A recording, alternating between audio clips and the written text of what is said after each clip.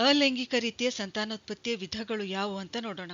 ಮೊದಲನೆಯದು binary fission, ದ್ವಿವಿದಳನ ಕ್ರಿಯೆ. ಅಂದ್ರೆ ಒಂದು ಜೀವಕೋಶ ಎರಡು ಸಮಭಾಗಗಳಾಗಿ ವಿಭಜಿಸುವುದು.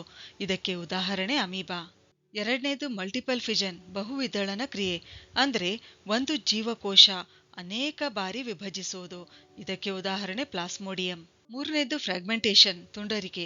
ಇದರಲ್ಲಿ ಏನಾಗುತ್ತೆ ಅಂದ್ರೆ ಜೀವಿಯ ದೇಹದ ಸಣ್ಣ ಸಣ್ಣ ತುಣುಕುಗಳು ಹೊಸ ಜೀವಿಯಾಗಿ ರೂಪುಗೊಳ್ಳುತ್ತವೆ. ಇದಕ್ಕೆ ಉದಾಹರಣೆ ಸ್ಪೈರೋಗೈರಾ. ನಾಲ್ಕನೇದು ರೀಜನರೇಷನ್, ಪುನರುತ್ಪಾದನೆ. ಇದರಲ್ಲಿ ಏನಾಗುತ್ತೆ ಅಂದ್ರೆ ಒಂದ್ ವೇಳೆ ಜೀವಿಯು ಯಾವುದೋ ಕಾರಣದಿಂದ ತುಂಡಾದ್ರೆ ಅಥವಾ ಅನೇಕ ಚೂರುಗಳಾಗಿ ಮುರಿದು ಹೋದ್ರೆ ಇಂತಹ ಅನೇಕ ಚೂರುಗಳು ಪ್ರತ್ಯೇಕ ಜೀವಿಗಳಾಗಿ ಬೆಳೆಯುತ್ತವೆ.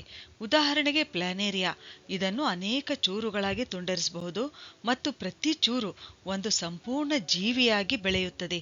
ಇದನ್ನೇ ಪುನರುತ್ಪಾದನೆ ಎಂದು ಕರೆಯುತ್ತಾರೆ. ಐದನೇದು ಬಡ್ಡಿಂಗ್, ಮೊಗ್ಗುವಿಕೆ. ಇದರಲ್ಲಿ ಏನಾಗುತ್ತೆ ಅಂದ್ರೆ ಜೀವಿಯ ನಿರ್ದಿಷ್ಟ ಭಾಗದಲ್ಲಿ ಪುನರಾವರ್ತಿತ ಕೋಶ ವಿಭಜನೆಯಿಂದ ಒಂದು ಮೊಗ್ಗು ಬಾಹ್ಯ ವೃದ್ಧಿಯಾಗಿ ಹೊಸ ಜೀವಿಯಾಗಿ ಬೆಳೆಯುತ್ತದೆ ಮತ್ತು ಸಂಪೂರ್ಣ ಬೆಳೆದ ನಂತರ ಮಾತೃದೇಹದಿಂದ ಇದು ಬೇರ್ಪಟ್ಟು ಹೊಸ ಸ್ವತಂತ್ರ ಜೀವಿಯಾಗುತ್ತದೆ. ಉದಾಹರಣೆಗೆ ಹೈಡ್ರಾ. ಆರನೇದು ವೆಜಿಟೇಟಿವ್ ಪ್ರೊಪಗೇಷನ್, ಕಾಯಜ ಸಂತಾನೋತ್ಪತ್ತಿ.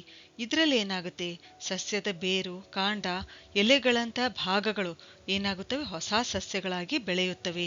ಬೇರುಗಳಲ್ಲಿ ಉದಾಹರಣೆ ಶುಂಠಿ, ಇದಕ್ಕೂ ಏನಾಗುತ್ತೆ ಹೊಸ ಸಸ್ಯವಾಗಿ ಬೆಳೆಯುತ್ತೆ. ಆಮೇಲೆ ಕಾಂಡಗಳಲ್ಲಿ ಹೊಸ ಸಸ್ಯ ಆಗಿ ಬೆಳೆಯೋದಕ್ಕೆ ಉದಾಹರಣೆ ಯಾವುದಂದ್ರೆ ಗುಲಾಬಿ ಗಿಡದ ಕಾಂಡ ಆಗಿರ್ಬೋದು, ಅದನ್ನು ಹಚ್ಚಿದ್ರೂ ಕೂಡ ಹೊಸ ಸಸ್ಯ ಆಗಿ ಬೆಳೆಯುತ್ತೆ. ದಾಸವಾಳ ಹೂವಿನ ಗಿಡದ ಕಾಂಡ ಹಚ್ಚಿದ್ರೂ ಕೂಡ ಹೊಸ ಸಸ್ಯವಾಗಿ ಬೆಳೆಯುತ್ತೆ. ಆಮೇಲೆ ಎಲೆಗಳಲ್ಲಿ ಉದಾಹರಣೆ ಯಾವುದಂದ್ರೆ ಬ್ರಯೋಫಿಲಮ್. ಏಳನೇದು ಸ್ಪೋರ್ ಫಾರ್ಮೇಷನ್, ಬೀಜಕಗಳ ಉತ್ಪಾದನೆ.